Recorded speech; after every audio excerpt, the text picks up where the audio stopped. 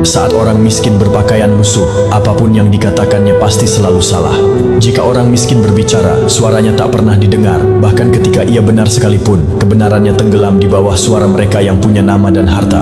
Di dunia ini, logika sering dikalahkan oleh isi dompet. Jika seseorang tidak punya uang, jangan bicara tentang uang, karena kata-katamu akan dianggap angin lalu. Meski sebenarnya itulah kenyataan paling jujur. Orang miskin bisa punya akal, bisa punya hati, tapi semua itu tak bernilai tanpa uang. Dunia menilai dari penampilan, bukan dari perjuangan. Dari harga barang yang kau pakai, bukan dari nilai keringat yang kau keluarkan. Satu orang kaya bisa menutup 100 kebohongan, tapi satu orang miskin bisa dihancurkan hanya karena satu kesalahan kecil. Orang kaya dipuji atas keberaniannya, orang miskin dicaci atas keberaniannya yang sama.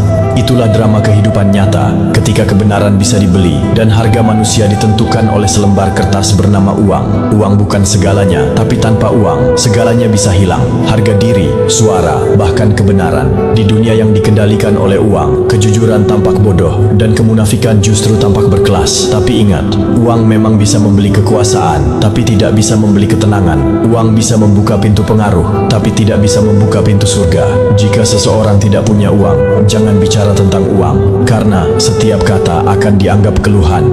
Bicara tentang kesetaraan akan disebut iri. Bicara tentang perjuangan akan disebut pencitraan.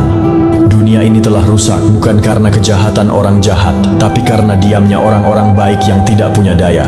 Dunia boleh meremehkanmu, tapi Tuhan tidak pernah menilai dari isi dompetmu. Tuhan menilai dari ketulusan, dari kerja kerasmu, dari sabarmu yang tak terlihat. Maka teruslah berjalan, meski kaki penuh luka. Karena di ujung perjuangan orang miskin yang jujur, selalu ada kemuliaan yang tidak bisa dibeli oleh siapapun, bahkan oleh mereka yang merasa segalanya bisa dibeli. Ingatlah, di dunia, uang memainkan peran utama. Tapi di akhirat, uang tidak punya peran sama sekali. Dan di sanalah keadilan sejati akan berbicara.